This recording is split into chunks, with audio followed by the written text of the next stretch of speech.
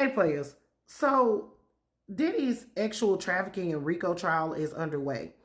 And yesterday, one of the biggest stories that came out was his three daughters left the courtroom as this male escort was testifying about some vile acts between him and Cassie. I'm talking about urinating in the mouth.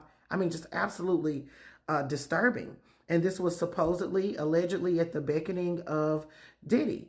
Now, the girls left the courtroom yesterday, but they're back today. And Cassie is testifying. And even more vile acts are coming out as she's testifying.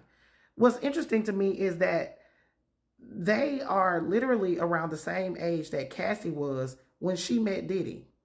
I would think that they wouldn't want to be in the courtroom for something like that, or the family wouldn't want them in there. It's just absolutely disturbing. Y'all, let's talk about what's come out so far. So according to CNN, who was in the courtroom, Cassie took the stand earlier this morning. She's very pregnant. She did not make any eye contact with Diddy. She testified that their relationship began platonic at first. However, they were in that relationship for over 10 years. She said she signed to Bad Boy in 2006. She was 19 at the time. In the relationship with Diddy, there was a 10-year age gap between the two. She said that Diddy kissed her for the first time while they were celebrating her 21st birthday in Las Vegas. She said she was really confused by it. He also introduced her to going down on someone. Apparently she didn't know anything about, giving somebody some head. She said that she and Diddy were not in a monogamous relationship, even though she initially thought that they were.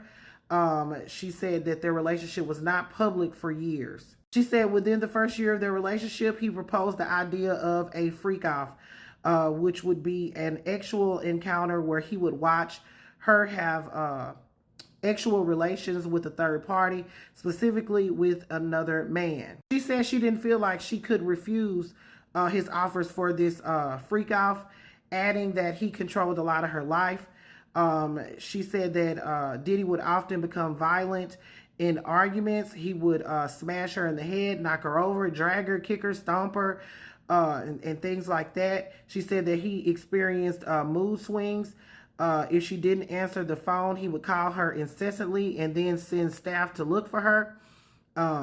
She also said that she kept her broken devices, like her laptops, iPads, and phones, because she didn't know what exactly was on them and feared that he would use it as blackmail material, which he often did. She said that Diddy's freak-offs could last anywhere from 36 to 72 hours, and it would often force her to spend a big chunk of her life recovering from the use of things that'll make you higher than a Georgia pine and dehydration.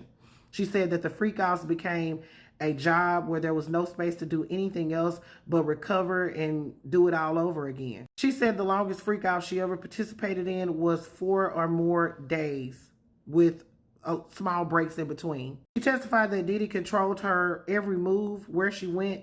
He paid for her rent and had keys to her own space.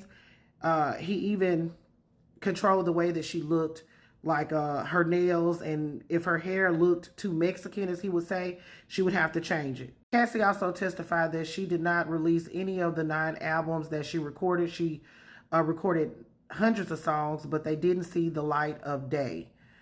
Diddy controlled all of that. Now, Cassie's husband was in the courtroom, although defense attorneys tried to bar him from being in the courtroom because he could be called as a witness. However, he was allowed to sit for a portion of her testimony. Now, this just came up 2 minutes ago. Cassie testified about the baby oil that we all learned about during the raid, saying that they would use quite a bit of baby oil because Diddy wanted them to be glistening. There would be large bottles of baby oil. One time there was a baby pool filled with baby oil. He really wanted them to be shining as he jerked off. This is disgusting, y'all. I'm sorry. This as well, Diddy wanted her to call him by her grandfather's nickname. It says early in the relationship, Diddy wanted Cassie Ventura to call him by her grandfather's nickname. He asked me to what I called my grandfather, and I said Pop Pop. I thought it was weird at the time, and now I just feel like it was disrespectful. He called her Cece, which was short for Cassie Combs. Pop Pop? Oh my God. Anyway, Cassie broke down on the stand. She said she felt disgusting and humiliated after these freak-offs. She said she continued to do it because she didn't want to upset him, and also he held all the power in his hands and had several things that he could use to ruin her career. All right, players, I'll come back with an update later today. This is, y'all put your thoughts in the comments. It's Double D Mo for the Black News.